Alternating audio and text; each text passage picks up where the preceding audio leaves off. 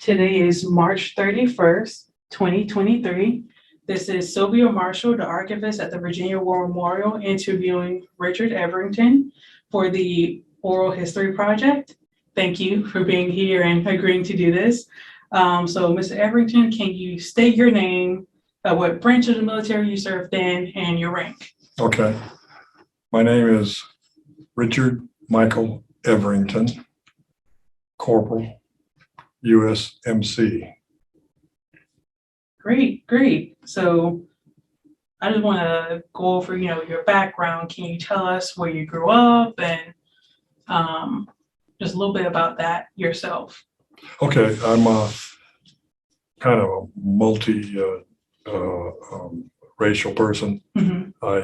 My mother was Hawaiian, and my daddy was from down east North Carolina.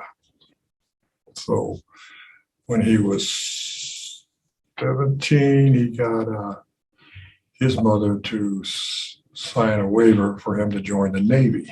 Mm-hmm. This is around 1948. Anyway, he ended up being in the Navy, and he went to Hawaii. He met my mother. That's how I got to be who I am. And my father was 20 years in the Navy. His name was Ernest R. Everington. And he ended up being a fairly high-ranking chief petty officer. And he worked on submarines. He worked in the foundry. He was a molder, and they made high-strength steel, high tensile strength steel for submarines. And the stuff they made, his ship was the USSN Bushnell, and they made high pressure, flanges and pipes for submarines. Everything they made had to work the first time. Right. Failure was not an issue at all, because if it was, it would be bad. So anyway, so my father was a lifer in the Navy. Somehow I ended up being in the Marines, so he was kind of disappointed, but not really. He's kidding me about it. But yeah, so. And I was raised in California and San Diego. Wherever my father was stationed is where we went. And we ended up going to Key West, Florida, because his ship, the Bushnell, was sent there to work on submarines during the Cuban Missile Crisis. So I remember being in Key West when they had missiles set up on the beach, pointing towards Cuba. So my family has a big, long military history, actually. So we have Everingtons that date all the way back in writing, documented from the Revolutionary War, Civil War, World War I and II. I was the one that was designated to be the Everington in Vietnam. Oh. That's my claim to military history. Having said that, I only did 2 years in the military, but I did 13 months in the jungle, highlands, the central highlands in Vietnam. So we were in combat almost every other day for the full 13 months. We were in serious jeopardy, and we made the enemy, we put them in even more serious jeopardy while we were there. So with your family's history in the military, how did you end up being in the Marines? Okay, this is a crazy story. You're going to laugh, okay, but this is a true story. I was watching Walter Cronkite on TV, and I saw that there was some wounded guys. I don't know what branch they were in. Put into the chopper and lifted off and stuff. And I was watching it. I'm going, man, those guys look like my age. They're my age. You know, I was 17 at the time, and I said, you know, I feel like I got to do something. You know, so I got a idea to join the military as soon as I turned 18. And when I did, I went down without telling my parents or anything like down to the Navy recruiter. Okay, because my dad was a Navy. We're Right. Navy people. Okay, we're solid Navy. Okay, I love the Navy. And anyway, so I went down there, and I accidentally got there right around 12 o'clock in the afternoon there, and I went to the recruiter station, and there was a Navy office, and it had a sign on there, out to lunch. Next door, there's the Marine Corps, always attached to the Navy, you know, kind of.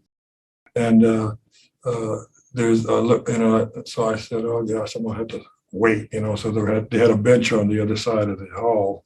So I'm sitting there on the bench, you know, just biding my time for him to come back, you know. And I noticed over here that out the door comes this Marine guy, you know, and he had his dress blues on, he had his white gloves on, he had his hat, fine hat. I mean, he looks, you know, like he looked like a recruiting poster. I mean, he was just perfect posture, and he locked his door, came out, and he walked over there and looked at the Navy sign, and then he looked over at me, realizing that I'm, you know, I don't know how many times he's done this, but you know, he said, "Young man, I'm going out to lunch. How about a burger and a milkshake? These guys aren't going to be back for a while. Sometimes they're out to lunch for hours." And I'm going, okay, but being the smart guy I am, I said, I'm joining the Navy, just so you know, okay? He said, that's okay. That's fine. We love the Navy. So we went out to lunch, and he started telling me all these awesome stories about going on these Mediterranean cruises and meeting all these wonderful girls, and, you know, going to places like Greece and Italy, and and he was saying, you know, but you can join the Navy. You know, in the Navy, you got to be on the ship all the time. And, you know, I don't know how good you are with your sea legs, but sometimes people get seasick. Sometimes they stay seasick for a long time. And I'm going, yeah, I can have it. And he says, okay. And by the way, the Marines, we get to hang out up, you know, upstairs on the deck and do our stuff. The Navy guys got to stay down in the hole all the time. Sometimes you don't come up to see, you know, air or daylight for like days and days, you know. So if you're on station, you stay down there. Something happens and you get attacked or something like that, guess what? Unless you have like a job upstairs like we do, you got to stay downstairs. Now, you'll still be with the Navy, but you'll be a Marine. And you don't have to do the swabbing deck stuff, and you don't have to clean up, and you don't have to, you just, you know, what you do is you protect the ship, you know, you get to shoot guns and, you know, that kind of stuff. It's a lot easier being a Marine than, you know, having to do all that work on the ship. As a matter of fact, the Navy don't want you to work on their ship. Don't touch nothing. That's what they tell you. Don't touch nothing on the ship. So you got it easy and everything. Like, oh, he was building this up like, oh, man, he was reeling me in like. Long story short, I ended up being in the Marine Corps. And when I got back, my dad said, "You join up?" I'm going, yeah. He goes, why, you look a little confused. And I'm going, well, I have to tell you, I ended up joining the Marines. And he said, what? and it was like, he was stunned, and he was going, man, I'm not even going to ask you why, but I commend you for joining the service. So I'm not going to say another thing, period.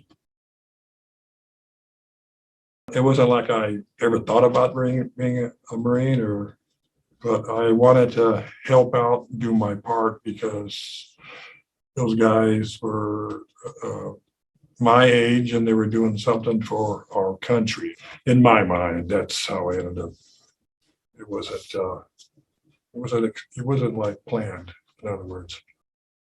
And this is my hat, my cover, and it has these are the years I was in Vietnam, 68 and 69. Okay, and this is our battalion shield emblem for back in the day. 1st Battalion, 4th Marines, 3rd Marine Division at the time, and this is the MIA POW emblem. A good friend of mine gave me this. He was he won the Navy Cross in Vietnam, and I didn't have I never had it. I never bought a hat. And he said, you know what? I want to give you this hat, and so he gave me this hat and this cover, and signed it. Tim Russell, he signed it there. But I got a lot of guys that signed it. I got my CO from Delta Company sign it, and Carl Melantis, who wrote the book Matterhorn, he signed it. So this is like a special cover, and I don't see too many of them like that. So that's the story on that. Oh, your jacket. Yeah, the story of my jacket is one day I got a package in the mail, and I said, oh, I looked at it, and it had my friend's address on it, Bruce Aruda, who was in a foxhole with me in Vietnam when we was in a big battle together called LZ Loon. And even though we didn't hang around that much, we didn't know each other that much, but because of that one crucial day when we were like lucky to come out of it alive, one of those days, we were like just like that, brothers from forever. He's part of this group in New Jersey, and they're called the Vietnam Combat Veterans Coalition, New Jersey group chapter. And he got this made without my knowledge and had it mailed to me. And he got his group, the VCVC guys, to induct me into their chapter in New Jersey. That's what this is. And so it came in the mail, and I said, oh my gosh, check this out. And I was like, it was amazing. And I'm going, wow. So now I got a jacket. I never had anything like this before. So I got a jacket from my friend Bruce Aruda and a cap from my good friend Tim Russell, Corporal Tim Russell. And, so that's the story on this jacket. And I have some patches. This is a patch from the battle I was just talking about, LZ Loon. And so that's June 6, 1968. It's kind of semi-famous. And there's my battalion, and the Vietnam thing. And then in the back, which is kind of crucial, I don't know if you guys will be able to see it. Can you see that? Back. I was a machine gunner, 0331.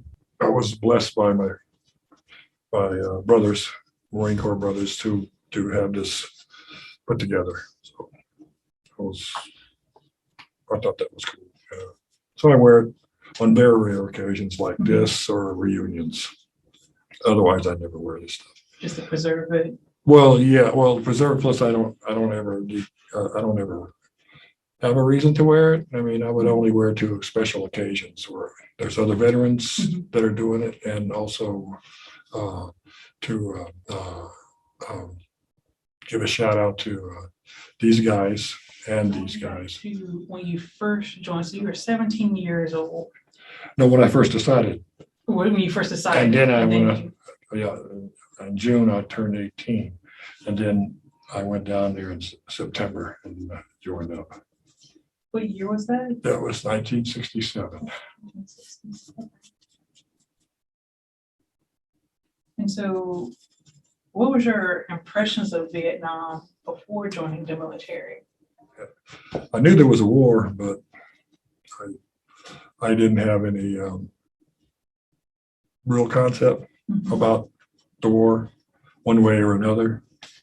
I knew my country was in it, or whatever my country was into, I was into. And I knew there was something called communism, but I didn't know really what it was. I was undereducated. I was really undereducated. I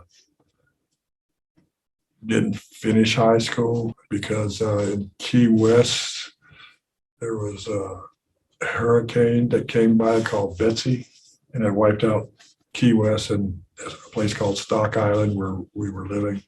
And so I had to go live with my grandparents in North Carolina for a while. And I never started back high school, and then when I finally got back went back to my parents in a year or so, I was like, I was not going back to school anymore. I was just past that. So I was just going to work or something. So this gave me something to do, to be in the military, But, I mean, since then I've already, I got my GED, graduated from college, and, so, but that was years later. So on the GI Bill. So I did educate myself somewhat. And so, yeah. What was your question? What was my first impression of Vietnam? Yeah. Oh, okay. Oh, actually, before that, what was basic training like for you preparing for Vietnam? Oh, it was an eye opener, I'll tell you that. In Paris Island, it was really, really tough.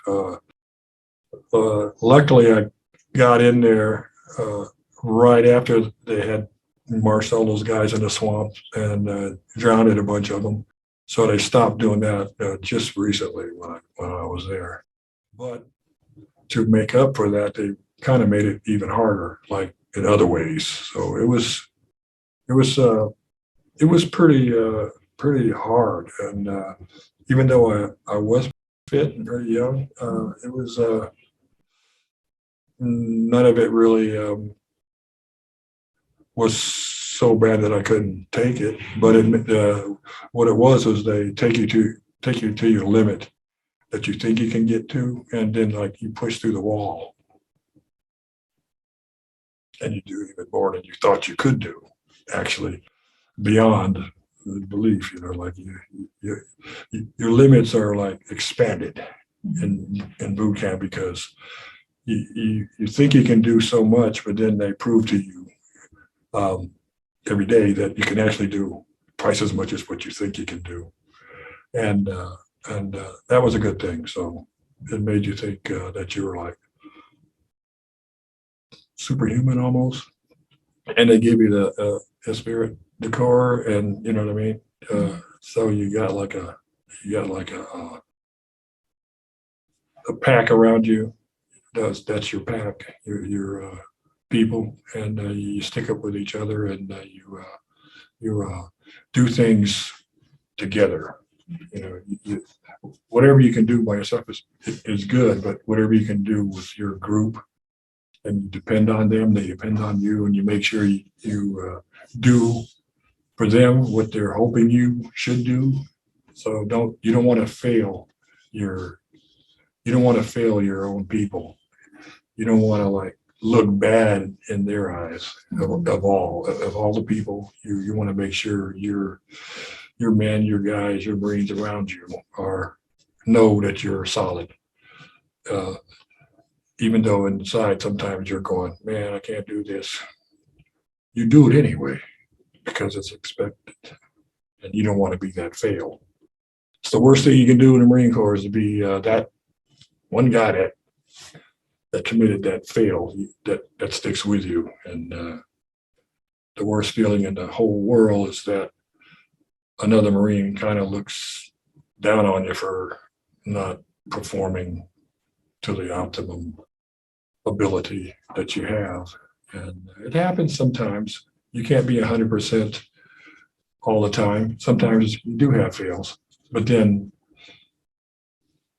they teach you after you fail, you get up and you brush yourself off and then you go forward. So that's what they teach you. That's what I learned in boot camp.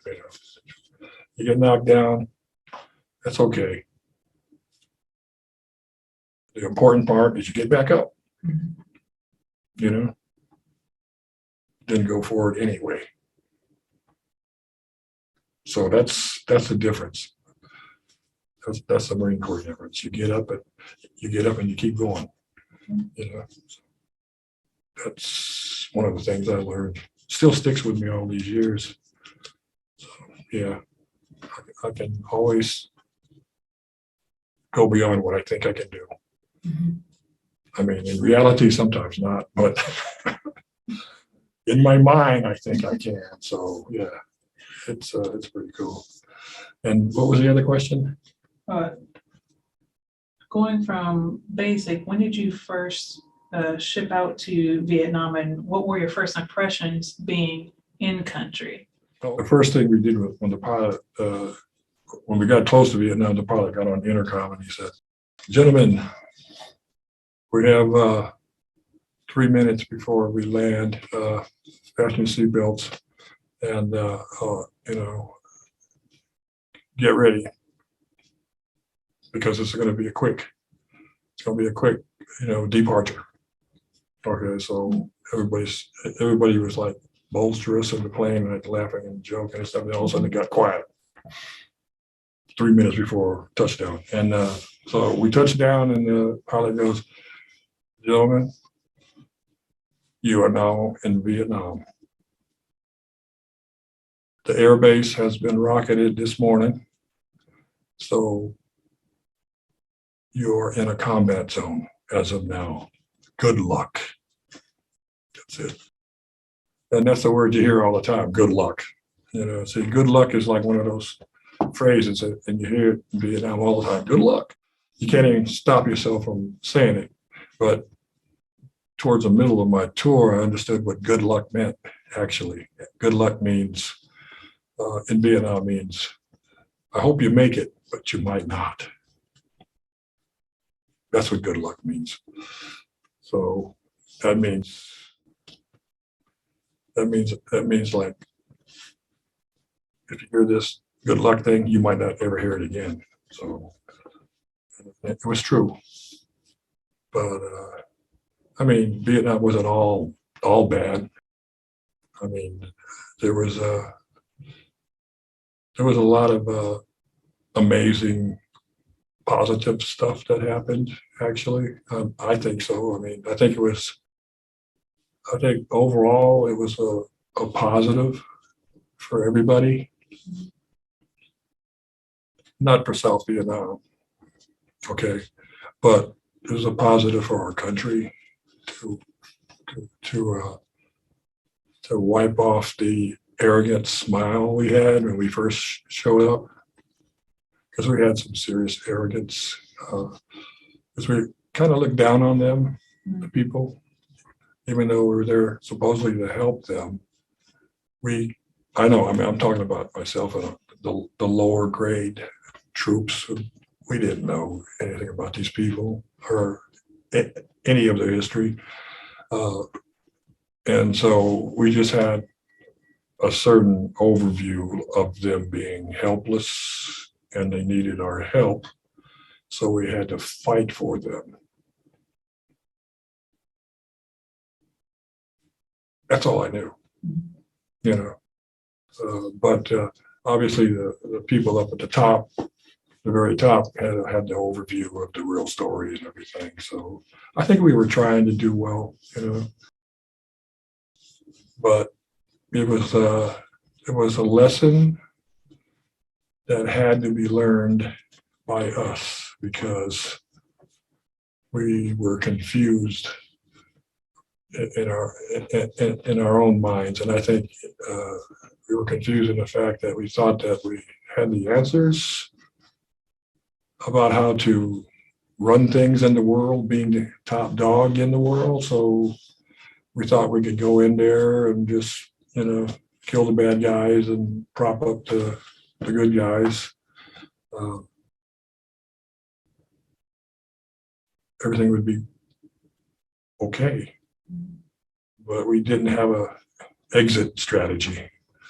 Now I'm talking about stuff that I have now with hindsight. At the time, I didn't think about it and didn't care. Just I was there to be a Marine and kill some bad guys. Really didn't have any morals other than that, But I knew one thing when Sergeant G met us, and he said, "Okay, guys, a word of advice is that you got to drop him before he drops you. But whatever you do not kill any extra people."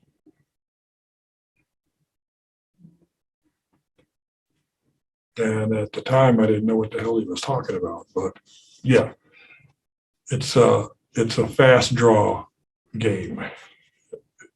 They see you, they're going to drop you. You see them, you're going to drop them. So, but you gotta be aware that there's civilians out there in the world. That's the only advice Sergeant G gave me. Was it? Don't kill any extra people, which we never did. Mhm. But I heard about it from stuff later. So, but we were up in I-Corps, where it was a free fire zone, and it was nothing but NBA up there. I don't ever recall going to a village, although I know they did down south. We went through a few villages, but they were like very few and far in between.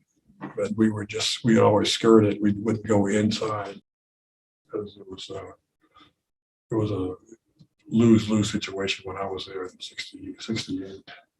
1968 is the year where the heaviest killing went on, killing of the NBA and killing of our guys. That was the biggest year.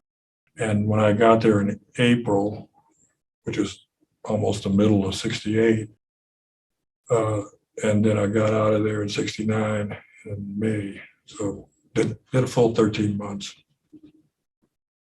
And so my first impression of Vietnam when I got there was confusion, and I got lost because my orders was I came in by myself. The plane load of guys that I came in with were all artillery guys or another group, H&S people or something like that, and different groups. But I was like a machine gunner, so I was like a single guy.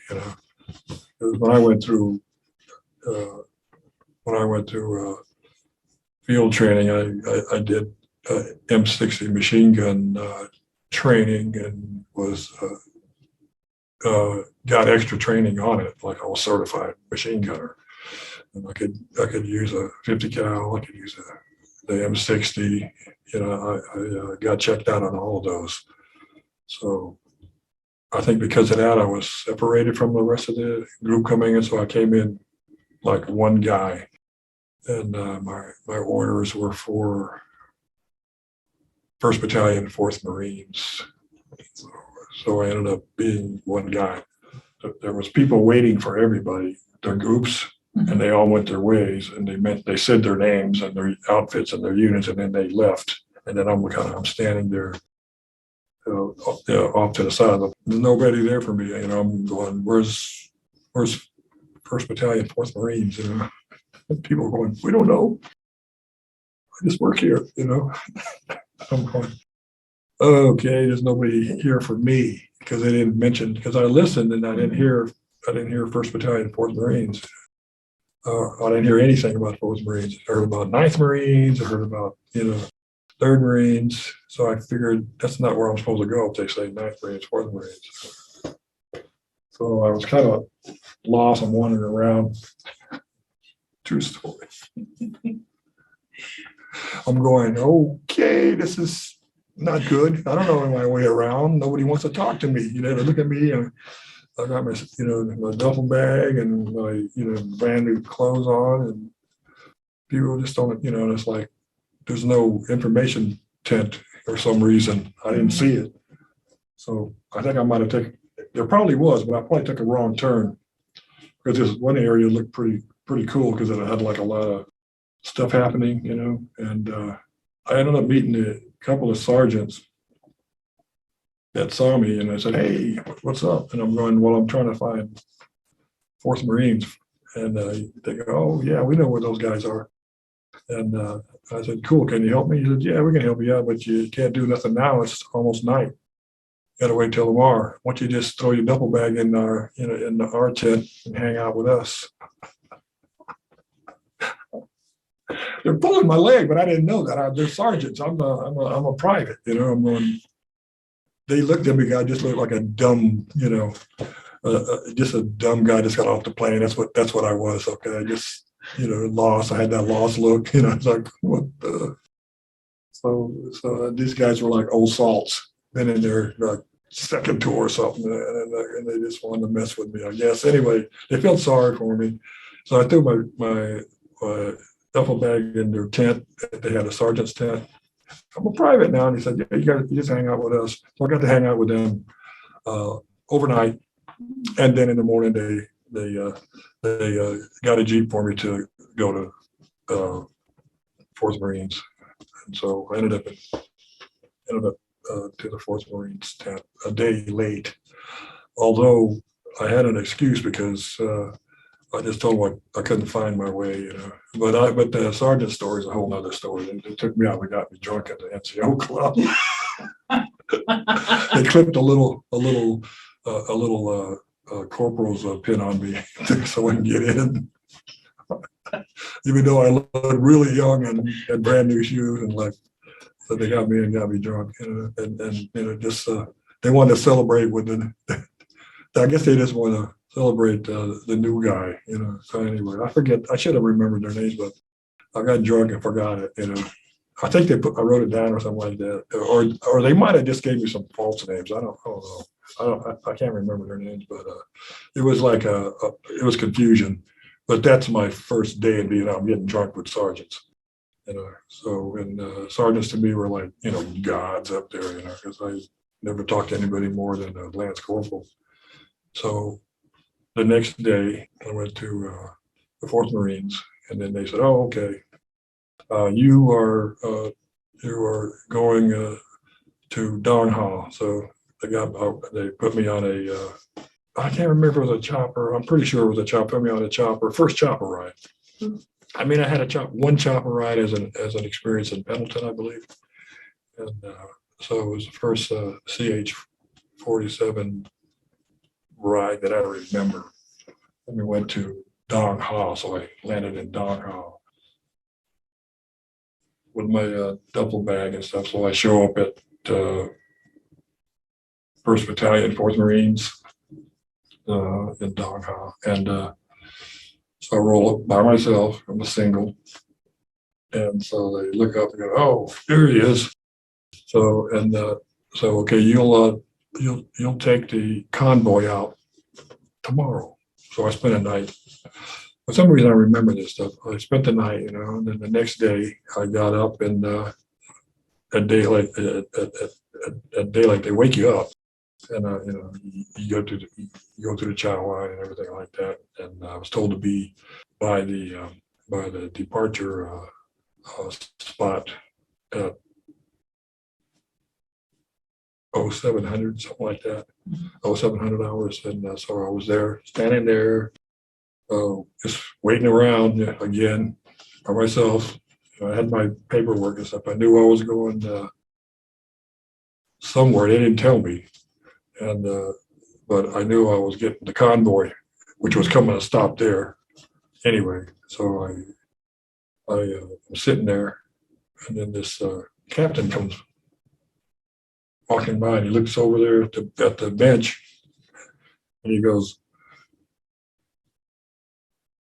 "First Battalion, you're going the Contienne, right?"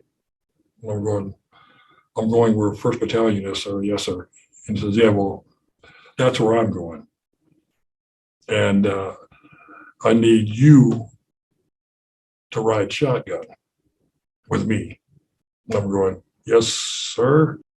And he goes, "Do you have a rifle?" And I'm going, "No, sir. I haven't been issued a rifle, sir." He said, "Will you please stop calling me sir?" And I went, "Yes, sir." I said, "Listen, just call me Captain, and we're going to be friends, okay?"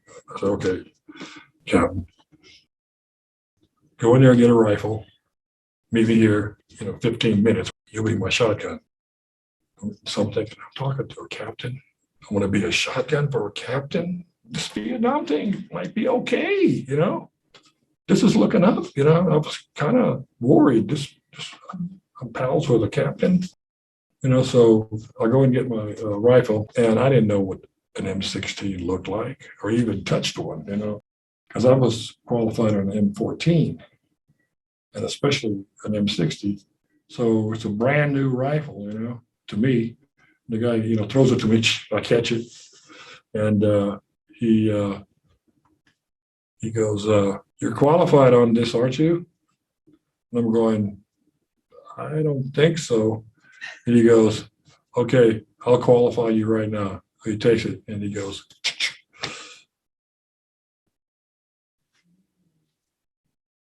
"Your magazine, here's how you rack around." And and then you know how to lift it up and point, and shoot with it, right? Around, yes, yeah, sure. He goes, "Okay, you're qualified. Keep it on safety.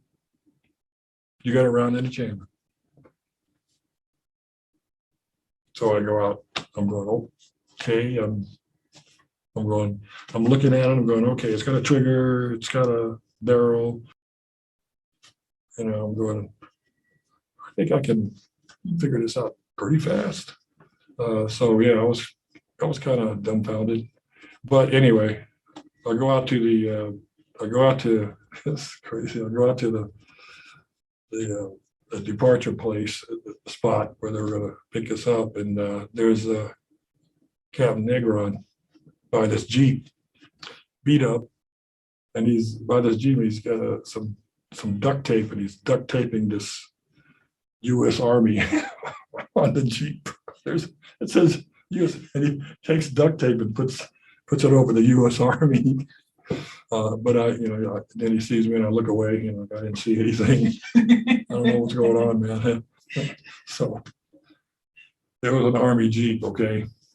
How a Marine captain got it. I found that out later, and what happened was he had won it in a card game in Da Nang, and to make sure they wouldn't repossess it, he figured he'd take it to Contienne, where he was. I mean, you don't really need a Jeep in Contienne, but he had one in Contienne. This is a true story. It was an Army Jeep that he won in the card game, and he was going to keep it because chances are they would want to, repossess it. I jumped in the seat, and he got in, and started the Jeep up, and all of a sudden the NCO in the tent yells out, "Hey, FNG, you forgot something." And I look around, Captain looks around and he's going, "This is your ammo." It was an ammo. Yeah, I forgot my ammo. That was that wasn't a very good look, actually. But he gave me my ammo. So with much egg on my face, we took off, the captain just floored it, and he actually got, some dirt to fly up and stuff. So he peeled out. And we went up to, I'll never forget to, went up to the convoy, and it's like this huge truck, and in the very back of the convoy, it had this big 50 caliber machine gun stuck on top of it, and these other guys, all mean looking Marines, like with M79 grenade launchers and M16s, a bunch of guns on it, on a gun truck. And I never saw a gun truck before, so I was impressed, But okay, these guys are going to be protecting us, So he kept on going up past all the other trucks, and I guess it was about 10 trucks altogether. And then he went to the front truck, which was another gun truck, and it was like a big gun truck, and it had big 50 caliber machine gun on that thing, and also an M60 on the top of the cab set up. So this is a lot of protection, but not really, because we're in the front. He's leading. He's the captain in a Jeep with a guy that doesn't hardly know how to shoot an M16. I'm in the front with the captain. I'm sitting in the shotgun section. Everything looks wrong here. It was captain driving a private. Okay, that's pretty wrong, isn't it? Kinda. But he got the Jeep because he wanted to drive the Jeep. Nobody drives a Jeep except for him. Period. And he tells me, he looks over and he goes, "Hey, Rick, you can sit in the back seat if you want, but I gotta tell you that the snipers shoot the guy in the back seat first," which is probably why he never wanted to ride in the back seat either. So no, I'm good, sir. I'll stay right here. I'll ride shotgun. I'm thinking I'm shotgun first day, and now I'm really and captain's my friend. I got a new rifle. I'm good. I'm going to play it off because I know I can do more than I think I can. I hope anyway. So the convoy takes off, and we start taking off. Okay, and we're going. Pretty soon we hit this. I mean, it was maybe a quarter mile from outside of Darn Ha, and we hit this roadblock. And they had these signs, stop and all this, everything like that. And they had a bunch of guys, engineers and minesweeper guys and stuff like that. And so we're waiting and waiting and waiting. And Captain Negron gets a little perturbed. He goes, so he pulls up to the sign. You kind of goes next to it. He says something to the NCO. I think it was a staff sergeant. And he goes, what's the deal? We gotta make it to Contiet. What's the holdup? And NCO goes, Captain, we have a tank mine, and we're a tank mine. Yeah, like we're digging out a tank mine. And we got to be a little careful. And he goes, well, what's taking so long? And he goes, well, we got some guys who are training. It's their first tank mine. And Captain Negron goes, oh, hell no. Hell no. I got a convoy. We got to make it at a certain time. So he goes around the barriers, and goes up to those two guys, and there's one guy. They all got brand new clothes, brand new shoes. They're obviously new guys. And one guy's got his K-bar knife, and he's digging around this thing, like really gingerly and stuff like that. And the other guy is standing up, and he's reading from a piece of paper, like all what to do. It just looked wrong, and you could tell it was going to take a while. And so he said, "Get out of the way. I'm blowing this thing. Run." So he takes a grenade, pulls the pin, drops it on it, runs back to the Jeep, puts it in gear, and floors it past the mine. Yeah. That's like 1, 2, 3, 4, close. 5. Right behind us, and it wasn't that far away, and it was a tank mine that blew. That's how scary that was. I mean, we were clear, and luckily tank mines blow up. They don't blow sideways; they blow up. So he knew that. But anyway, that was that was a true story. Anyway, he gunned it, man, and we were like flying. You know, from the minute that tank man went, we were like hauling fast as that thing would go, and there's no seat belts, and I'm going like a rifle, I'm hanging on for dear life. You know, my helmet's falling off. You know, I almost lost my helmet, and it was like I was getting beat to death by the Jeep. You know, because it was like, I had to hang on to my rifle at the same time, hang on to the Jeep. It was really hard. And then he had to go through all these little gully ways and off track. It was a Jeep. It was off track, and it was like as fast as he could go. Period. It was like that. It was like super fast, and he was having the time of his life. That's what he wanted. He wanted that Jeep so he could haul ass, and it was fun. Except for the getting jumbled around on my part, but he was laughing the whole time, you know. So we made it, and the convoy, came through about half an hour later. So we that's how I made it to Contian with the captain. Shotgun. I mean, I was like, by the time I got there, I was like all beat to death by the Jeep. I mean, I was like, I looked ragged. It was like off-road, and not only that, halfway through, I heard these sounds going, and he goes, yeah, it's snipers. I'm going to go faster. So we were getting sniped. Yeah, we were getting sniped. That's why he was hauling fast.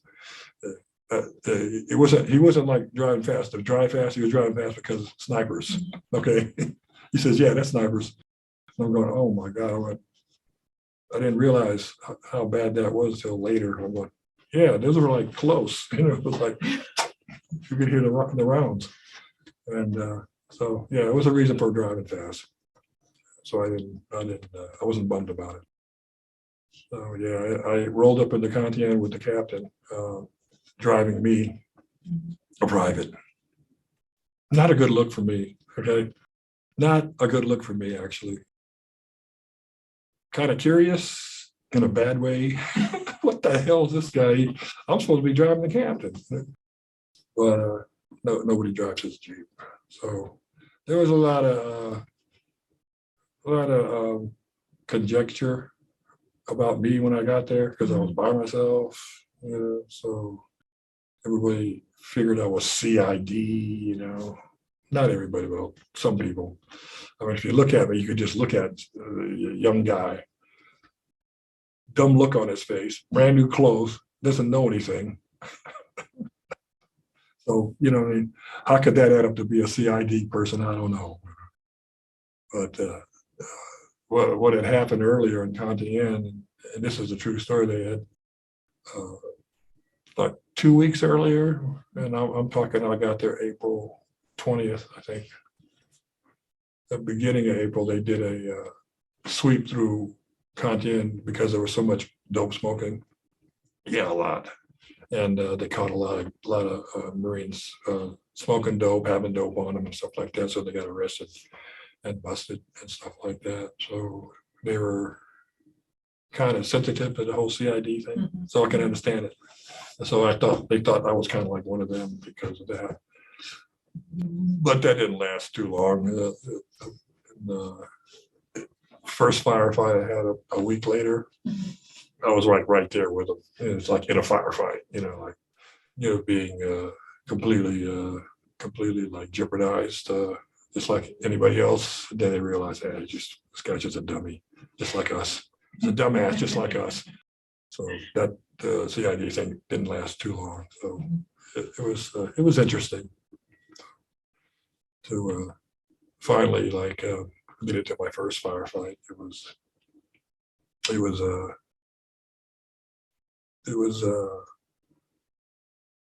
probably the worst experience, one of the worst experiences I had. I still remember to this day. We were outside the wire, and we were on a patrol, and I think I was a company-sized patrol, and we got ambushed by a 50 caliber machine gun. The NBA had 51 caliber machine guns, and we walked into an ambush, and it was like they had like a little berm up ahead of us, and it was just throwing out big wads of lead out, and so they had us pinned down, and the rest of the platoon was in this little gully area, and the other half of the platoon was up ahead, and they ran out of ammo with their M60, and so I had ammo because I was one of the ammo men, and this other guy, he heard him yelling for guns up, ammo, ammo. So we had ammo, and he was, I think, a lance corporal, Carlton Frost. If I remember correctly, he looked over at me and goes, "That's us. Let's go." These are the last words he ever said. He said, "That's us. Let's go." So he got up and started running, and I got up right behind him and started running, and we were running, and even though they knew that 50 cal had everybody pinned down, we weren't. And I guess I should have, well, nothing I could have done it. If they yelled for you to come up, you come up. That's it. Especially since Carlton looked at me and said, "Hey, that's us. They're out of ammo." So we had to run up. So we were running up there, and it was crazy because it was like these rounds, 50 caliber rounds going right past, and then they had these big green tracers, looked like the size of baseballs going by the green, like big green tracers. And between each tracer is like 5 rounds of 50 cal ammo, and it's like that. And I'm running through it. I'm going, it's like, am I running? I wasn't thinking how dangerous it was at the moment, but I knew it was bad, and so one round hit Carlton right in the head and blew his helmet off his head, and his brains splattered all over my face, and I got like a taste of his brains in my mouth, and some grit, some bone fragments and stuff. So I had like blood and brains like splattered right in, because he was like ahead of me. Mm-hmm. He took the full round, and it was like, I still see it to this day, his head exploding, and but he was dead instantly. And so when that happened, I just hit the ground, and he passed away just instantly from the way I remember it. But he always sticks in my mind and stuff. And anyway, so I'm sitting there. We got some guys up in front, and we got guys behind us, and I'm sitting there between the both areas. And the 50 caliber machine gun and the enemy are like shooting this way. My guys are behind me shooting that way, and I'm in between. I'm trying to like blend in. I'm trying to like melt into the ground, and it seemed like the rounds from the guys behind me, my guys, are shooting rounds closer to me. They're going over my head, but it's like I gotta like depend on my guys to be really good. They can't make any mistakes, and I'm in the middle here, and I'm thinking, boy, this is really a bad situation. So I just gotta play it off, and the only thing I can do is to make sure these guys know I'm still alive, and so I gotta keep firing my rifle that way, so they know I'm one of them. So I don't know what they were thinking, but yeah, it was like, so I just started firing my rifle, my M16, and the one I barely knew how to use. But that was the first time I ever used it, fired it, and it worked for a little while. I shot off about 2, 3 magazines, and then it jammed in the middle of a firefight. It happened. It happened. I don't know why. Uh, I mean, I was on full auto each magazine. Maybe I was scared. I shouldn't have been doing full auto, but kind of needed to. And so then I was there in the middle without any ammo. I mean, without a rifle that could shoot. And so that was pretty bad. But eventually they called in some jets, and the Phantom 2s came in and did a napalm run, and that enabled us to pull back. And then they did a big artillery strike on that position, and pretty much wiped them all out, because after they withdrew, they caught them out in the open. I think it was like about a company of them all together, and they caught them out in the open and then annihilated almost all of them. So that was a pretty bad day. And that's the day Carlton Frost got killed. Stays in my mind. Anyway, that was my first firefight, which was pretty gnarly for a first one. And when I got back to my guys, and they looked at me, it looked like I looked like a horror show, because I had all this blood all over my face and everything. They were like freaked out. They're going, "Oh my God, are you okay? What's happening?" And so I got a canteen of water and washed my face off, and it turned out I didn't have any wounds. So I just had Colton's blood all over my face, and that's called being blooded, the Marine Corps way. So that was the way I got blooded. And I still remember it. It's pretty crazy. Yeah, I mean, everything that could go wrong went wrong, including my rifle, which happened quite often.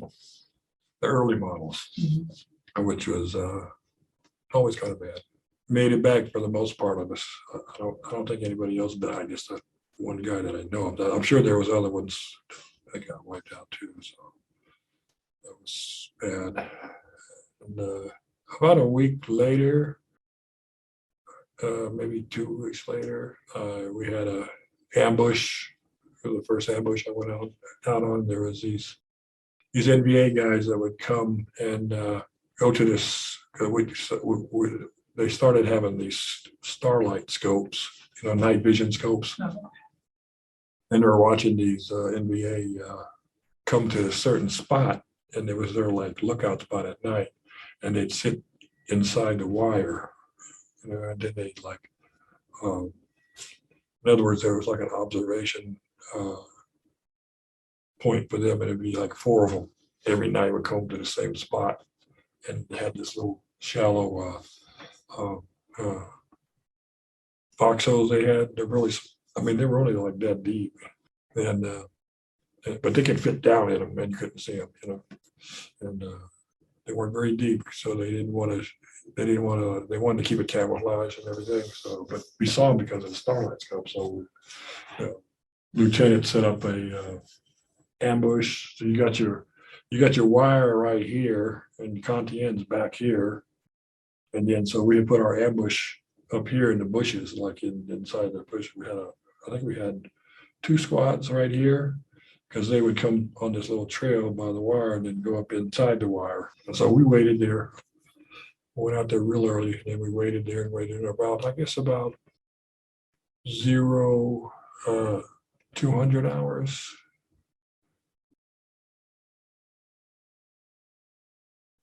They came, and then they went through the wires, and then they went to their spots, and then the lieutenant stood up and said, "Everybody up, lock and load, follow me. So we stood up, we all stood up, we all locked and loaded, and he fired off first, and then we all fired off like just walking towards the wire like a wall of lead.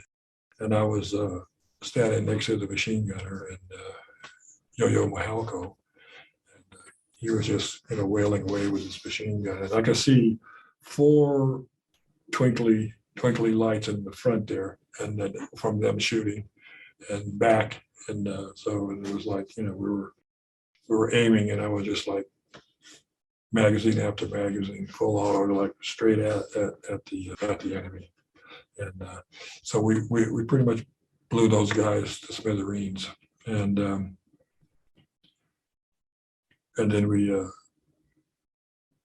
sat and waited for daylight. The lieutenant said, "Stop firing," and so we stopped firing, and then we just laid in the grass and waited till daylight. Daylight came, and we went under the wires, and I was one of the guys, since I was a new guy, designated to go in the wire and pull the bodies out, which was my first experience with NVA dead. And so we drug them outside of the wire, pulled them out. I mean, they were like all in their little foxholes, and the foxholes were only about that deep, and they were like cut into like squares, and they had like little pieces of sod where they could put it back. You could see where they had like the sod pieces where they could put it back on top in the daylight, when they already left early in the morning, so it'd be camouflaged. And so that was interesting. When I saw that, I said, "Oh man, these guys are a genius." It was like little side pieces. They counted them. I don't know if they took any photos of it like that. And then I think it was Corporal. Yeah, it was Corporal Tim Russell told me and this other corporal to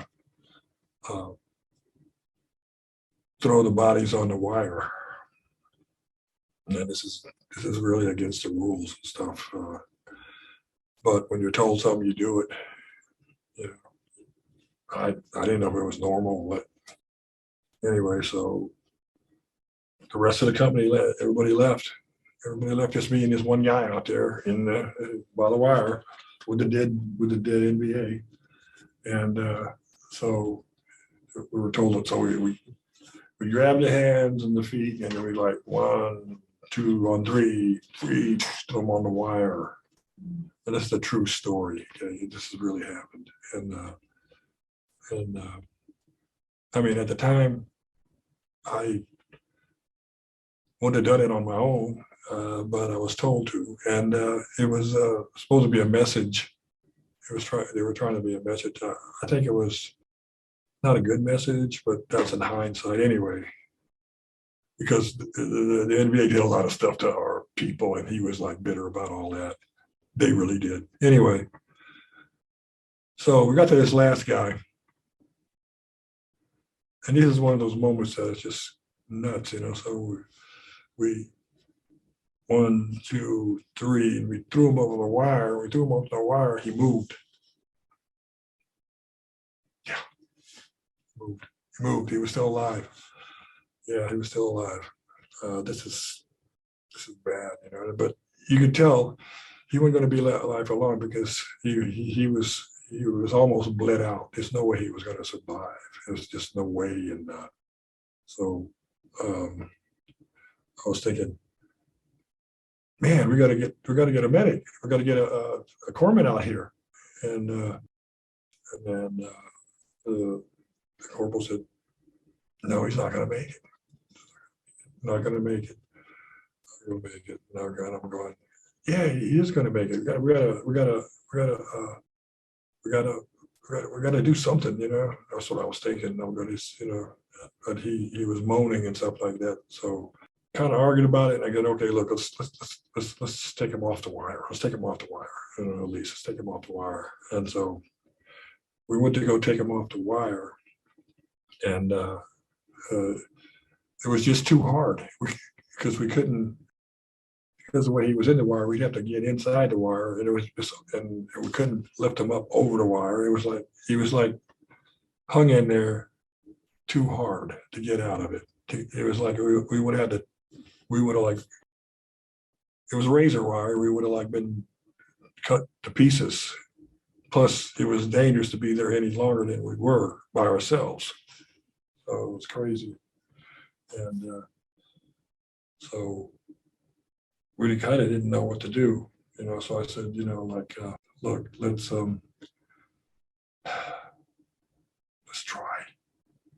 try, you know, because the guy was moaning, you know. So the corporal said, okay, let's try. What the hell? I don't want to get myself nightmares over this, is what he said. And so we tried, and we tried to get him off the wire so he could at least die on the ground, you know. And we really couldn't do it easily, but we finally managed. And it seemed like, and it was like, to get him off the wire was killing him faster. That was the dilemma, because it was pulling him off, it was cutting him more, and he was already almost bled out. He wasn't bleeding anymore. He was almost bled out. He had no blood left almost, you know. So, but we tried, and we finally got him down, and it was like really, really hard. And so, you know, and then we're looking at him. We didn't know what to do. You know, we one of us had to stay there while the other guy ran all the way back around the wires, which is, you know, quite a ways to go into, because we didn't have a radio to get it. So one guy would have to stay there, or both of us would have to stay there. And so we decided, no, we'll both stay here with him until he goes.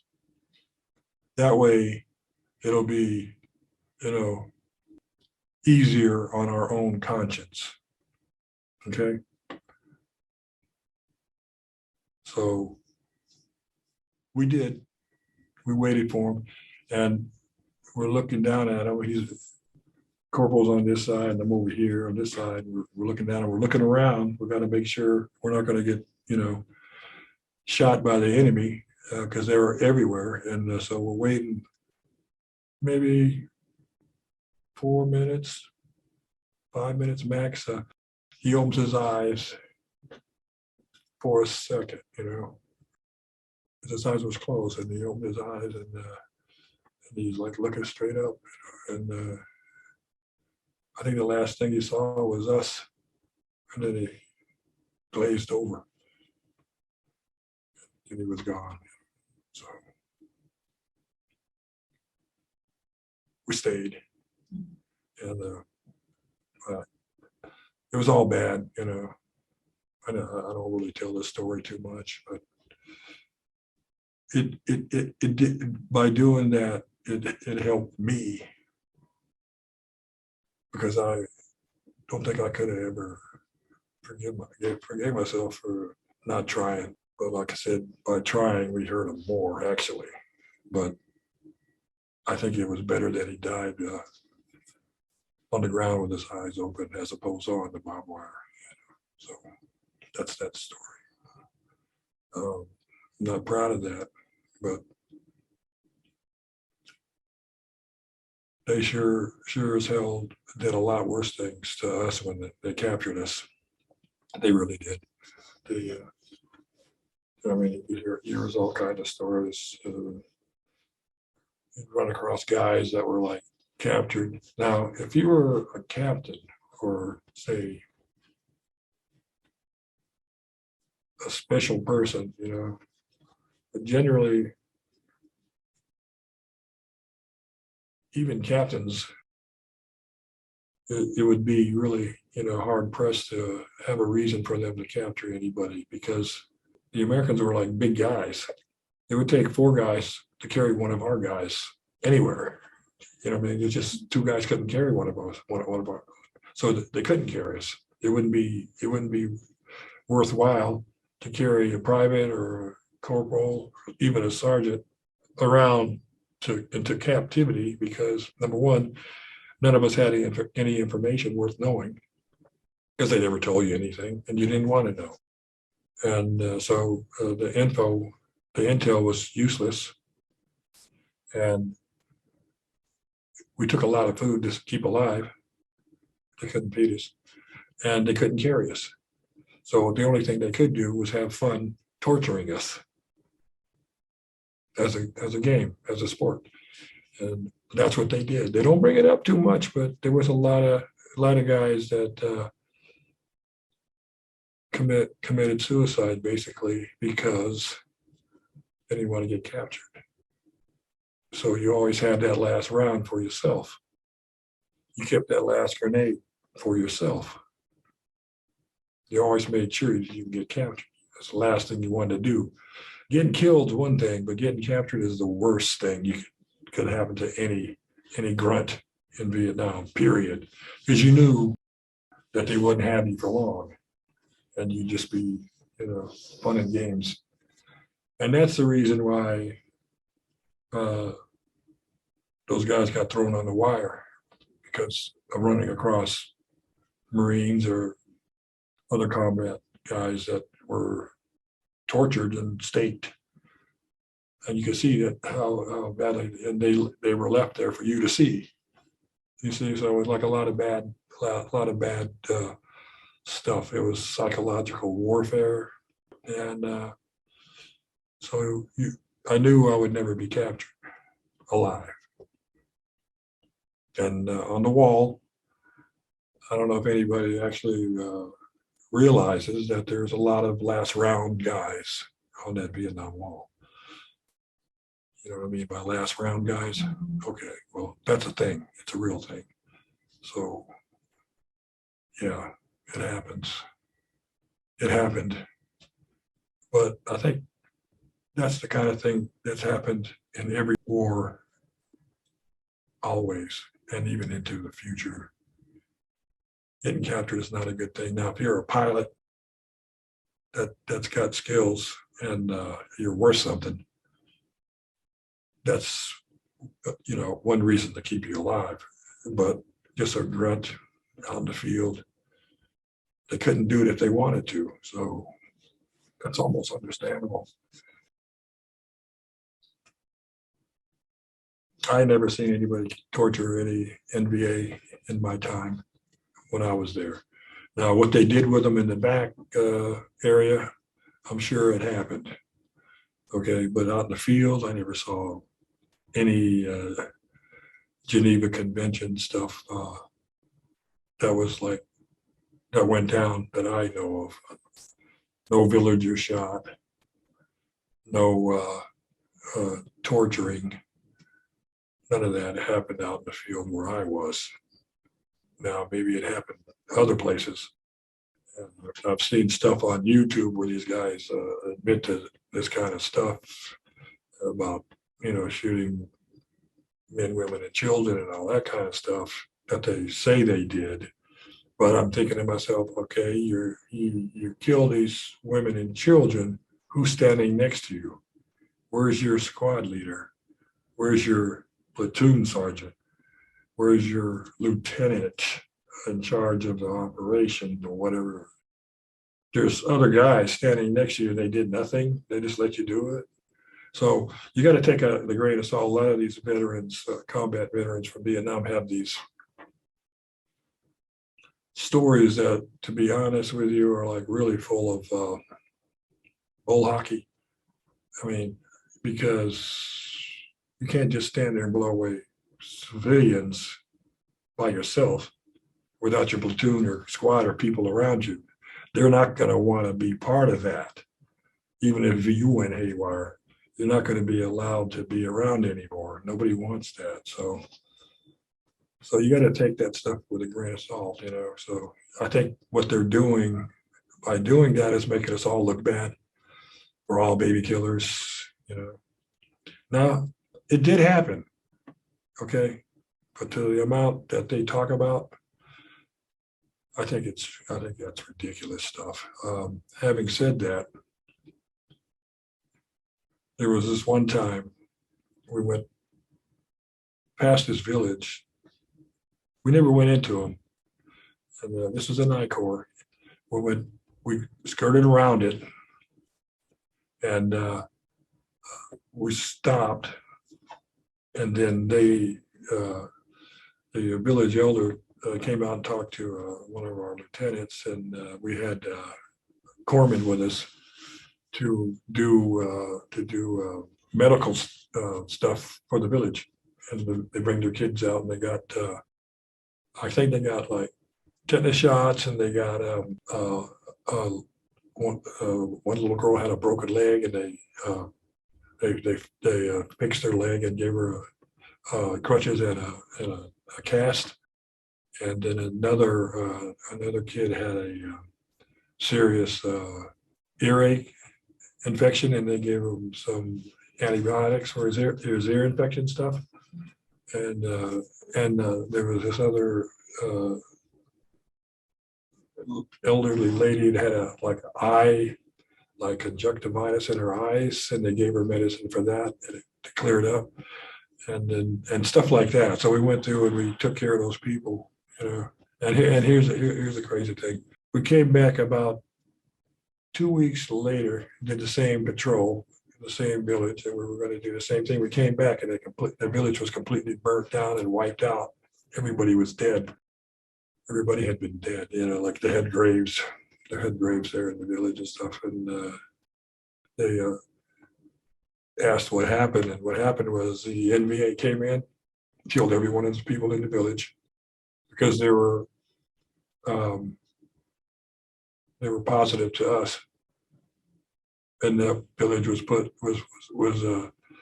wiped out. Man, woman, and children, and even a little girl with a broken leg was massacred as a lesson to the other villages that are around there to not affiliate with the Marines. So that happened often. So when we started going through village, not through village, but if we saw any village people at all, they were like freaked out to see us. Not because they hated us, because they knew if they were affiliated, they would be slaughtered. Okay, so that's why they were like fearful of us, because we represented death, either death from our stray napalm or death from the NVA, which were serious people. And the NVA, they were very serious people. They were like 100% all the time. They had a dedicated goal. They were thoroughly brainwashed and indoctrinated. They were hardcore communists because they knew no other way. And they were trained from little childhood onwards to hate the U.S. and everything we stood for. And so when we were up against them, they were like totally indoctrinated, almost zombies.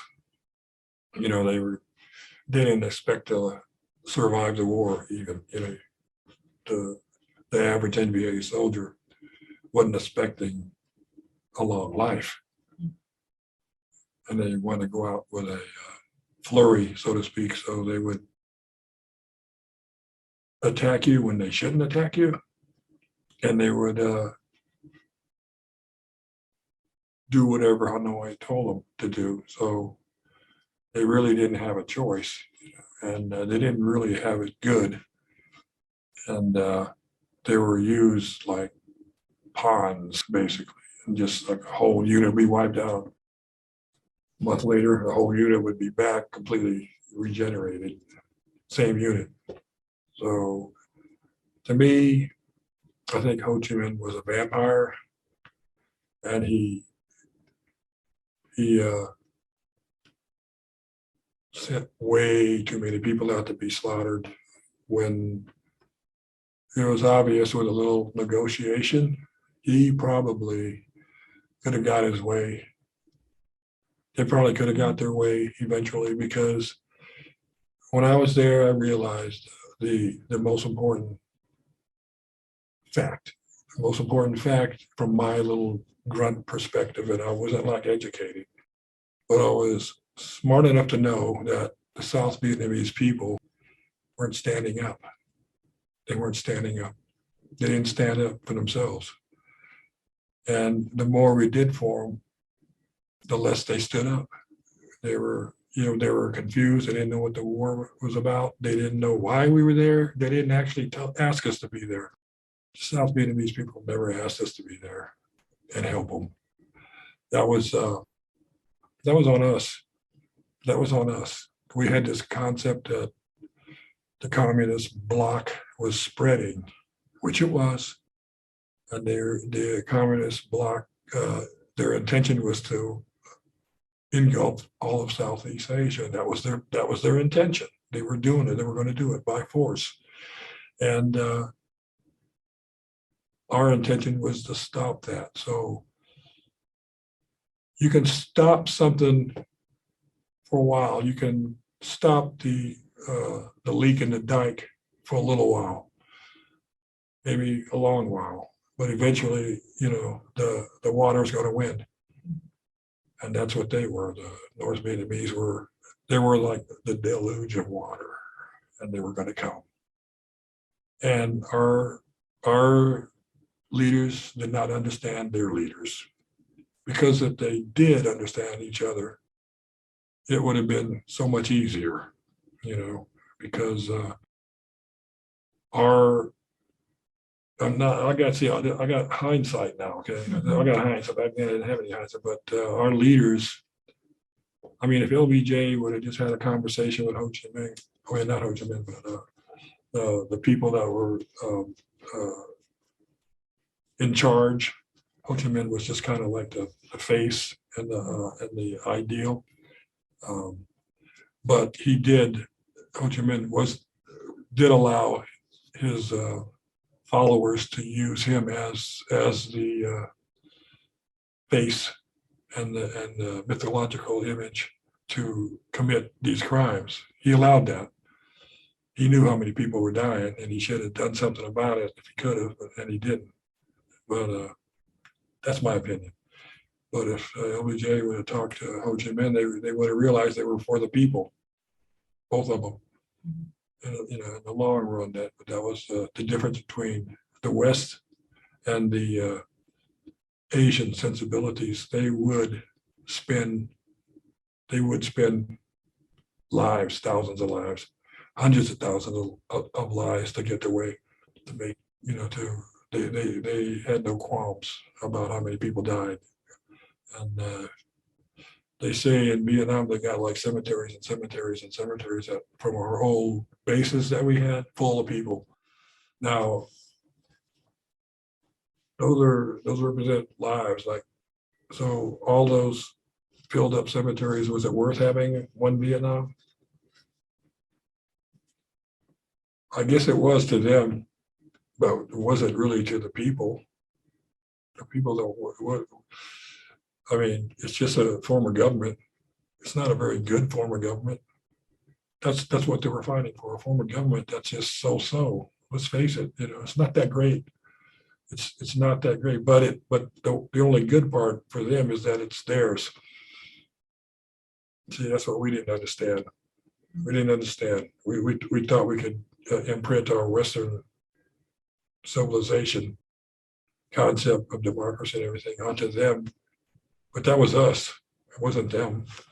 So I don't blame any South Vietnamese person for not standing up. I just want to say that. They didn't know any better. They didn't know the story. But when the North Vietnamese rolled in 75 and took over, it was then that the South Vietnamese realized what it was all about. When the village elder didn't own the rice field anymore. His village doesn't own any property that they owned, and that they're going to be working for the state here on out, and the state will tell them that they'll keep 10% of their rice crop, and then 90% goes to the state, and that they have to send their children to these schools to be taught this, and not taught about their culture, but taught the communist culture. everything's about the Communist Party and the faceless men in the bureau. You know, the faceless guys that are wear the suits. They got the red star. So whatever they decide is what you do. That's the difference. So, you know what I mean? You can't do anything about it. You can't like vote them out.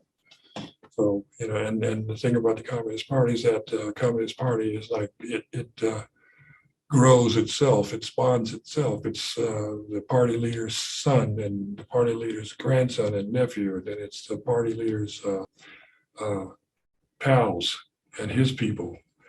And it's like a royalty thing almost. It's like, it's back to the people. It's back to the ways when the rich people owned you. So they're all owned. But people have been back to Vietnam, and I'm going to go back, I think, this year. And they say the people are happy. So what do I know? So I do have a question about, your chapter in the book. It was the Oh, good. sitting duck and Yes. your experience at FSB Alpine Yeah. Okay. And Argonne. in Argonne. Well, I was in Argonne back in December '68, the first time. Mhm. Okay. And I remember that first time pretty well, especially since I was there for the Tiger attack back in November.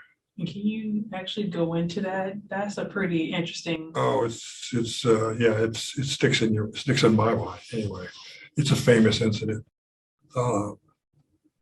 Francis Baldino was the guy's name, and they were on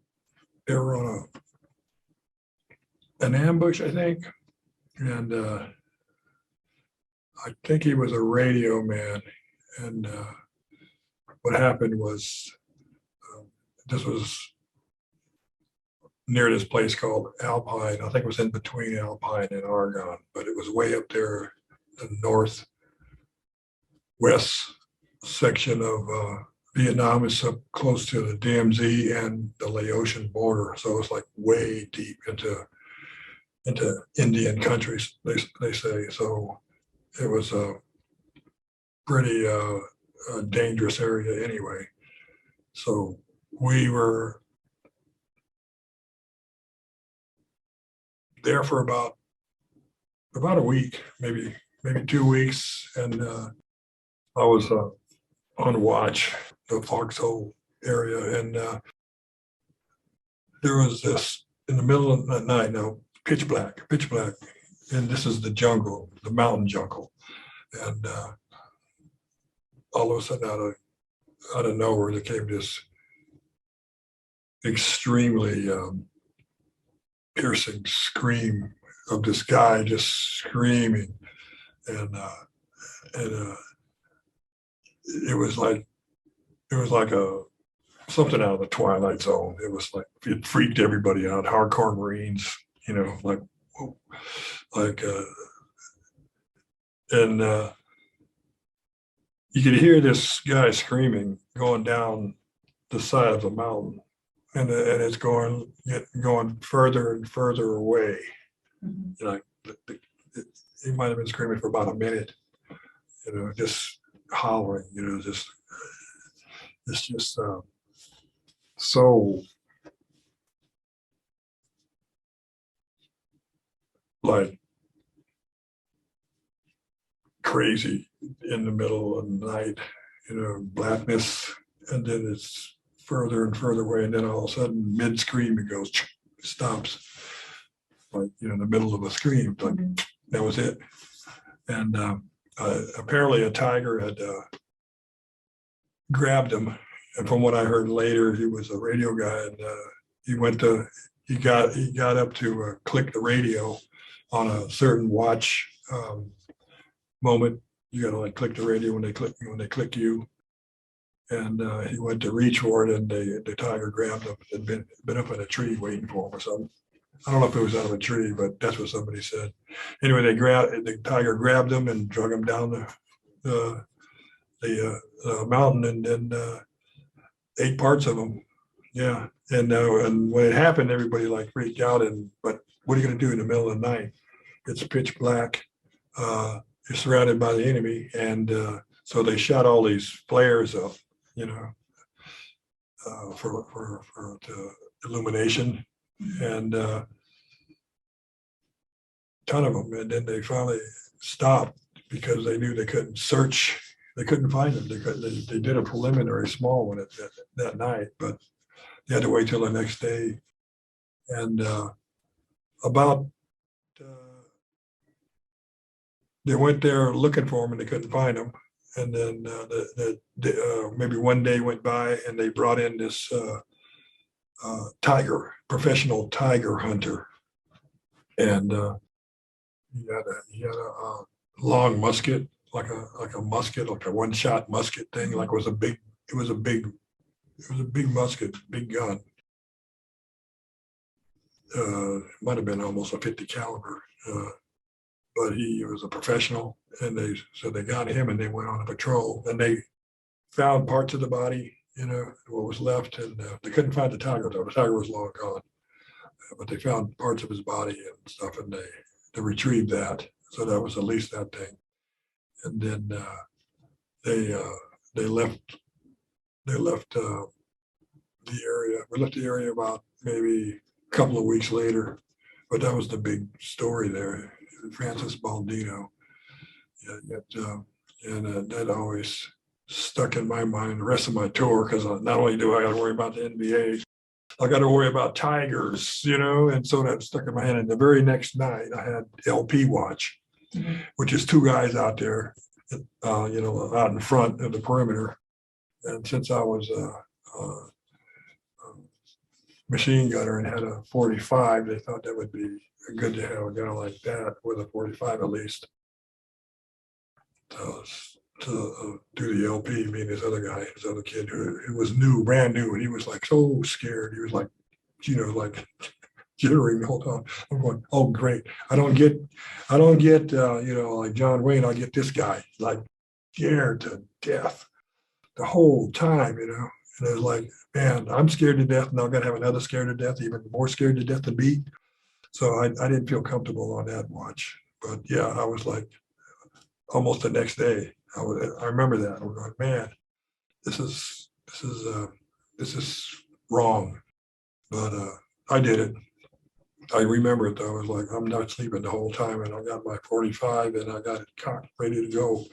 It was like I had safety on, but that was about it. It was ready. I was, any kind of sound, I was gonna blast it. And I brought extra triple airs, and I triple aired all around a circle. That wouldn't stop a tiger, and it'd just give it more light to grab me, But it made me feel comfortable. The problem with tigers, and it's true, they are territorial. The tigers, got a territory, and a male tiger can't go out of it. Because if a male tiger goes out of a territory, it's going to meet it with another big tiger, and they're going to kill each other, or one's got to die, and they'll fight till the death for territory. So generally, they want to stay in their own territory, and so when the game gets scared away out of their territory, they got nothing to eat. The only thing left to eat is dead bodies of Marines or NBA people. Yeah. There's no game out there when you're fighting and bombs are going off. All the deer scatter and they don't hang out there. They hear gunfire and stuff like that. They leave. So the tigers are always hungry, and the only game out there are Marines and NBA. So take your pick. Would I rather be killed by the NBA or the tiger? I'd rather be killed by the NBA. I'd rather get shot. If I had my choice, I don't want to be eaten, So that was that story. But when I got wounded we went back out there to the area. That was in 68, November and December 68. So we went back there in March. Okay.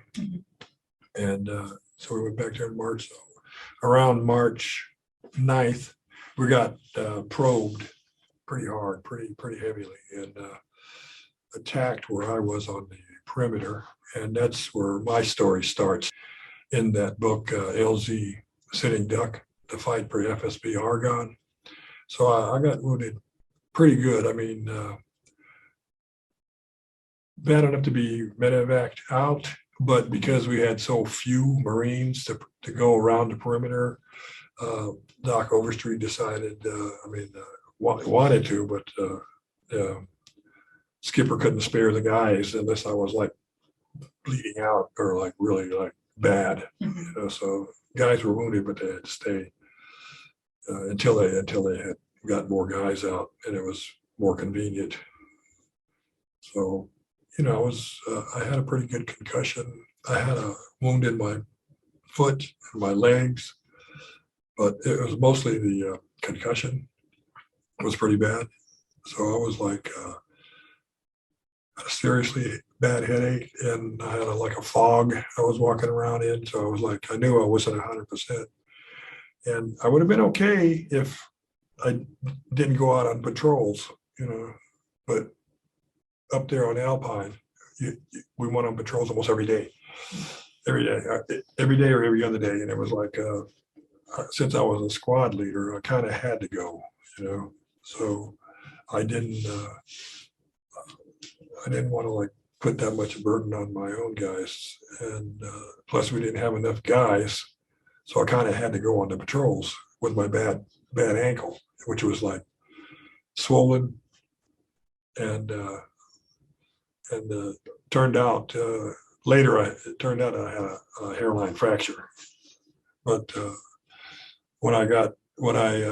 story, I'll pick up where my story starts off. I was like, because I was a squad leader, I always had to make sure my gun teams had ammo, and these guys never carry enough ammo, so I had to be like a mother hen. You got enough grenades? Do you have enough M60 ammo? Do you have enough, Willie Peter rounds? Do you have enough Claymore mines? Do you have enough?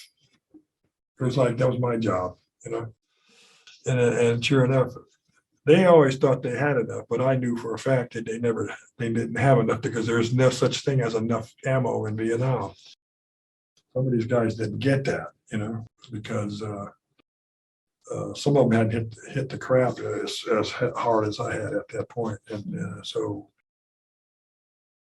you run out of ammo fast. That's the thing that you run out of. And so I was like, maybe being a little bit too motherly as a corporal. So I was dragging, I was carrying cans of ammo between my bunker to Myers and their bunker, which was about maybe 20 meters away, 25 meters. It wasn't that far. Might have been more like 30. But anyway, I was carrying ammo out there, and I didn't hear the NBA mortar go off.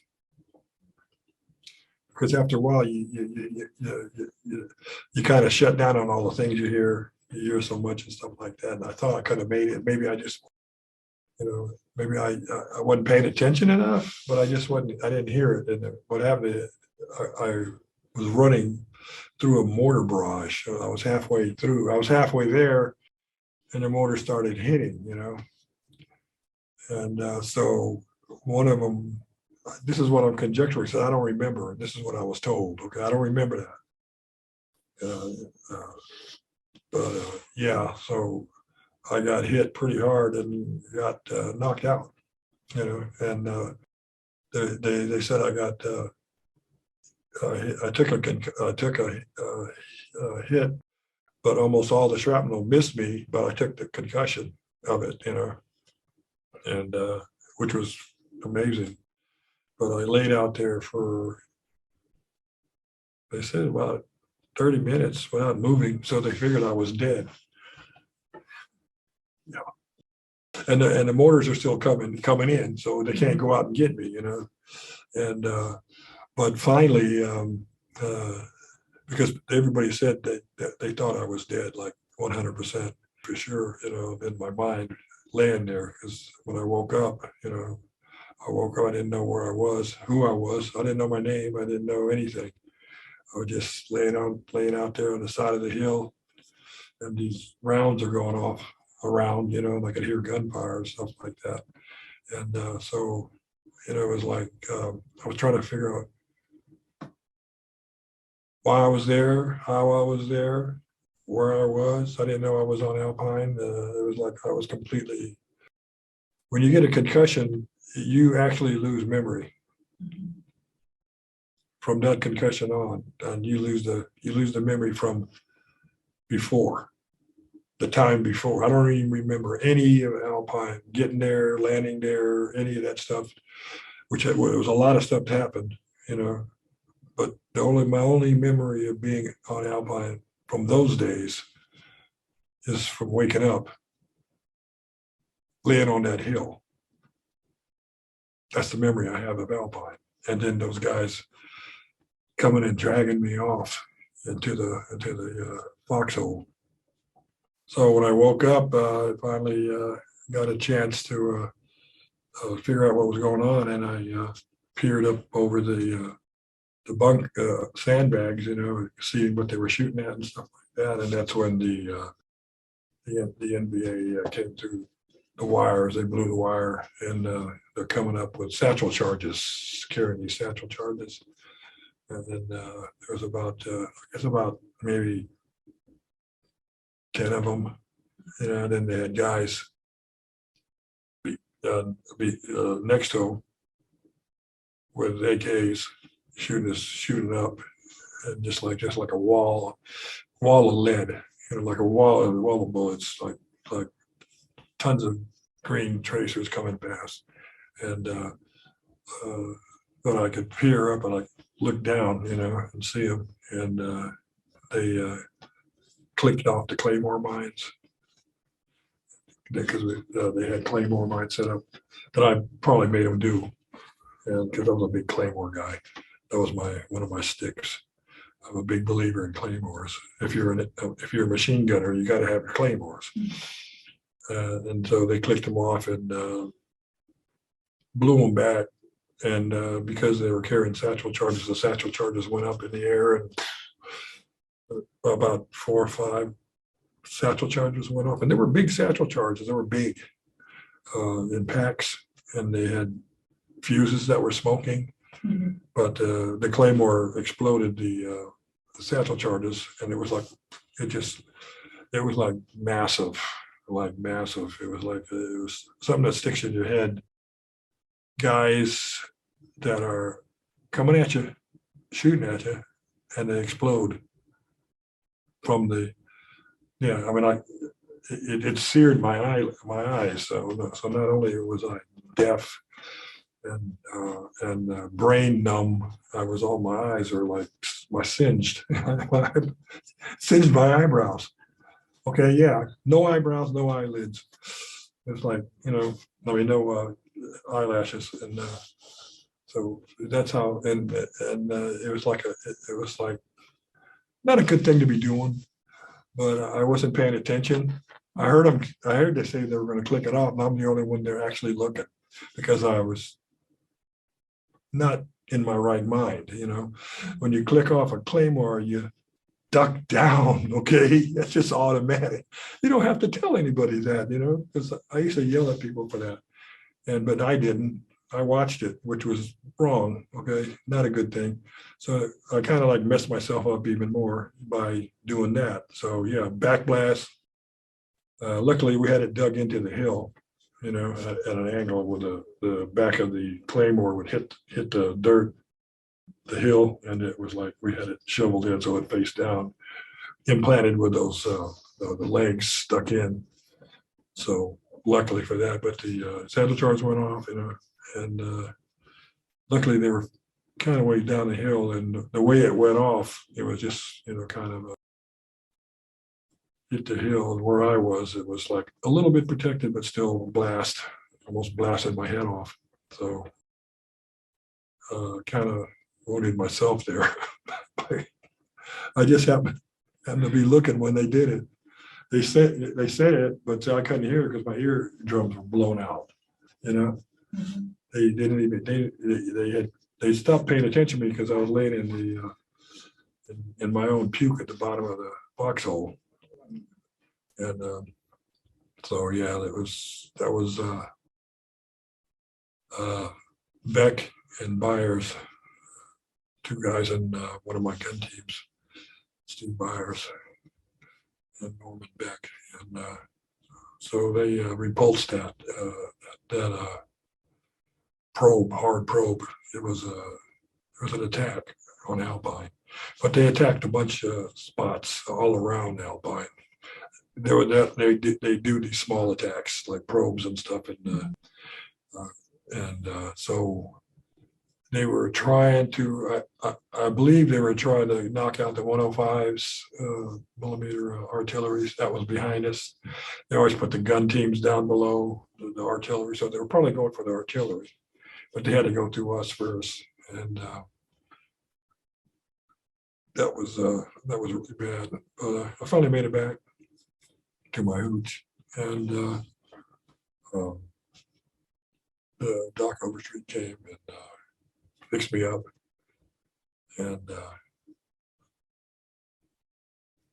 like got me situated, gave me some pain pills, and picked out the pieces of shrapnel in my leg, and told me that we couldn't get choppered out because we didn't have enough guys. I said, that's fine. I don't care. 2 days later, I got hit on the 9th. About 2 days later, I was on, I don't know, we were out one of those ridges, trails and stuff, and we were up in the hills, which really wasn't making my right ankle, doing my right ankle any good, because the more you walk on a bad leg, it gets worse. It's not going to get better, and especially if you got a pack carrying ammo. Luckily, Doc Overstreet, kept his word when it was when they had a chance to chopper some guys out that had been wounded earlier. They got a chopper out there, it was a Huey, came in and picked us up. It was almost night, so I got medevaced out, I think on the 12th. So maybe about a week later, they I was back in the rear. When I was back, they found it was a hairline fracture. I got like an ankle cast, and I heard that they were going to go back to Argonne, And we left Argonne the first time because it was untenable. The enemy had it zeroed in, and we couldn't get supplies. This is the first time back in November with the Tiger situation. Mm-hmm. I had built these bunkers for the machine guns, and all of us had built bunkers, really good bunkers and stuff like that. And then as soon as we got all that fixed up and ready to go, they said, no, we can't stay here because we can't get supplies, because when the choppers come in, they get shot down because they got it bracketed with machine guns and mortars and artillery. So we couldn't get supplies. So it wasn't a good place to go. Couldn't keep it, So you couldn't get supplies, even water or ammo and food. The correct call would be, let's abandon this place. We can't keep it. And so they did. But 5 months later, in March, they went back for some reason. I'm not part of the higher echelon planners and stuff, so I have no idea what changed. I'm sure something changed, but anyway, they went back on the 20th. I heard about it, and I was like, no, they ain't going to do that. It doesn't make any sense. But they did, and that's when that battle, the battle for Argonne happened on the 20th. So I was back in the rear area and heard about it, and I was like really bummed out. I should have been there. Nobody knew they were going to go there until the last minute. They went there because a chopper got shot down, a recon chopper. Choppers can't make it there. It's hard, you know. So anyway, because a recon chopper got shot down, somebody decided that they got to go there and see and get the base back. I'm not putting the blame on anybody because it would have been a really good base, but with hindsight, I'm thinking if it wasn't good in November and December, why would it be good in March? Okay, that's just me. Wasn't my call. But so far as being a base, yeah, it would be good if we could keep it. It would be good. It would be the ideal place because we could see the DMZ, we could see Laos. It would be a good call, okay? But I think what happened was like the officers that was in charge the first time rotated away that knew the story, and then they got new guys, new officers in that hadn't been there the first time. Maybe that's what the deal was. But so far as like interdicting the NVA, yes, it would have been a good place to have. I can understand that. When I got back, the guys that saved my life, Byers and Beck and Overstreet, almost all the older guys that I knew were gone. They were all gone, shot up or killed. And I couldn't thank Steve Byers, Norman Beck, or Doc Overstreet for saving my life back in on the 9th. And so I always felt bad about that. And so when I had a chance to write a chapter for this Argonne book, I got to write their chapter about them because they couldn't write it. So that was my affiliation with that book. You know, when I came in, it was all new guys. I came in there about a week after the battle, so I got to kind of like take care of all the new guys that just got there. I was the only old guy there, and so I was right back out there on patrol in the same place, doing the same stuff we always did after that. But I got to teach the new guys as best I could what the story was, and most of them paid attention, you know. So when some of them just got there, they didn't know the story. Nobody told them. And if you don't have an old guy there like me telling them the story about what happened, nobody knows. You don't know. You just start from scratch, which the rotation system was really bad because once you learn the story and once you learn the ropes, once you get good at it, once you get good at understanding the NBA and their tactics, and once you understand the methods of surviving, and there were methods to survive. It was like things that you had to do and take care of and be aware of and not do. There was more stuff not to do that you had to know, because a lot of that not do stuff was like you ended up doing it once and that was the last time you would do anything. So that was a not do thing. So it was like that, you know. So anyway, I got to put a chapter in the book about the guys that saved me, and I wanted to make sure they got remembered. That was my way of taking a burden off my own shoulders that I've been carrying around. The fact that I could never thank those guys for risking their lives to save me. So, plus they were friends of mine too. So that's so what else did you want to know? I think we're actually towards the end, and really I just have one question. You know, what has it been like living as a Vietnam veteran for the past, it's what, the 50th anniversary of the signing of the Paris Peace Accords? Right. You know, Right. what has that been like for you? Okay.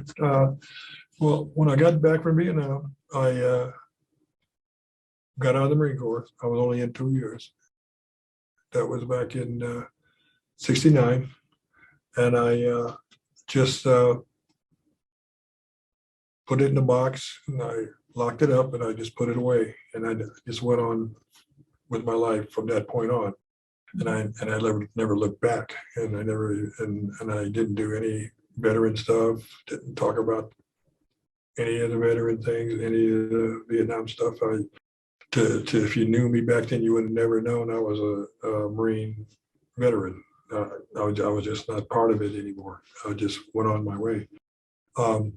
Not bitter, and it wasn't.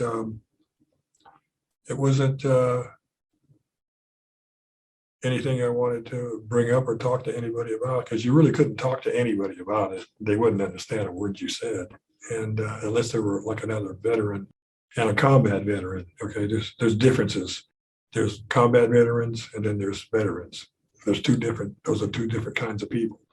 So, and you know that, right? It's a fact. And so combat veterans don't usually talk about anything unless it's combat veteran. So, but I went about my business, and I went about my life, and had a pretty good life, So I did a lot of things, got myself educated, got my college degree, and I did a lot of interesting, cool things. I've been married 3 times, and my last wife passed away 15 years ago. And so I'm a widower, and I have a son that lives with his wife here in Richmond, and I have another son and his wife that lives in Charlottesville, and I have 2 grandsons that were born in Charlottesville, and I plan to live in Virginia the rest of my life. I think I'll be buried in Arlington, and if they let me, and I have no regrets now that I've thanked Steve Byers and Beck and Doc Overstreet. That was really the only regret I had about Vietnam, was never thanking those guys. So I did. So I got that squared away. And we're working on another book now, a whole different book called Hell 672, which is another big battle that I was in, and it's mythical. So we're working on the collected stories. It's called Hell 672, the collected stories of LZ Loon. And I'll be keeping you informed with that. We're collecting stories from these guys. It's one of those battles where there's a lot of different stories about it, and there's a lot of different concepts about it. There was never an official after action report on the battle, but that happened quite a bit, and so we're doing that now. I'm working with the Captain Michael Jackson, the CO of Delta Company on the Hill, my CO at the time.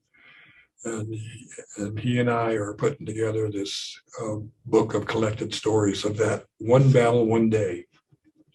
So, and we're getting these combat grunts to write something about it. And they're putting some pages together, and we'll just put it together. It's and that way we'll be able to remember that day and those guys that didn't come back off the hill. And so it's a work in progress, and I'll come back and let you know about that one. This is for you, okay? Mhm.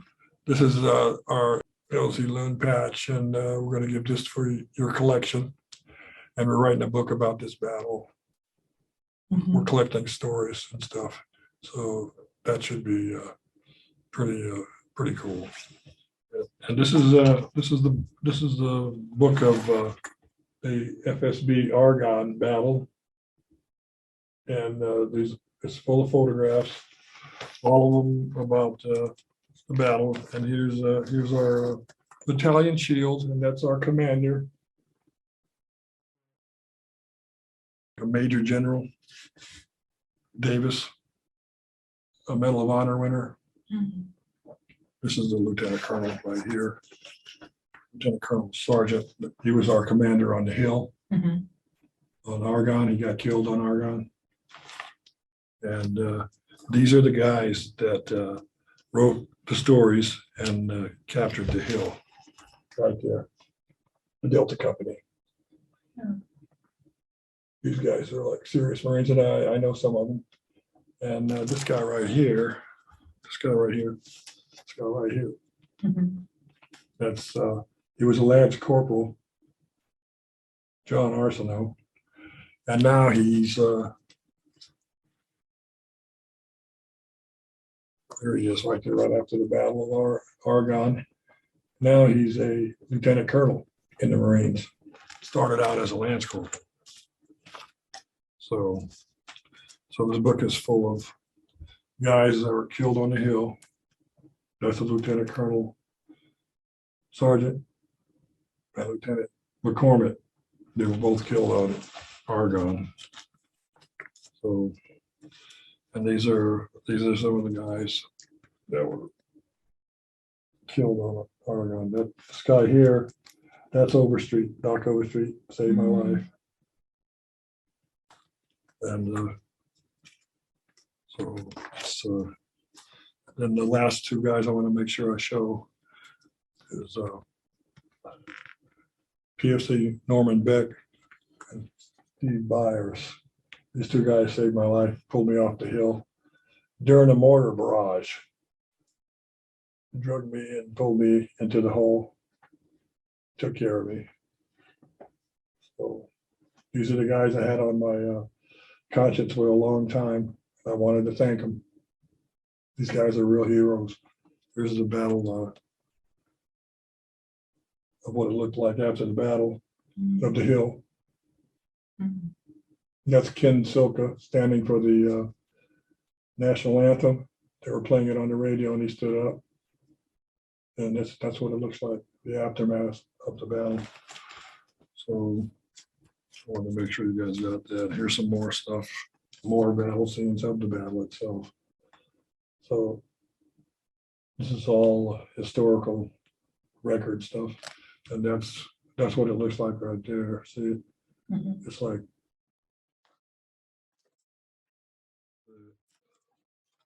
so. Then the last photo I'm going to show you is the most important one. And this is all the guys that died. And we got them all right there. These guys are some of the ones that died on LZ Loon as well. Mhm. And Hill 484, which is the same operation as FSB Argonne. 1st Battalion, 4th Marines. So we honor them every year, and we have a reunion, and we put that up and remember their names. So that's pretty much what I got right now, Sylvia. I'll donate this to you. And present it to you for the Virginia War Memorial. Well, I cannot thank you Okay. enough for this, and thank you for taking the time to, Oh, sure. share your story. I greatly appreciate it. I did not, know about FSB Argonne or Alpine, so Yeah, thank you. yeah, most people don't know. And that's why we're trying to put something down for it, Mhm. if that's okay. Well, thank you. Appreciate it.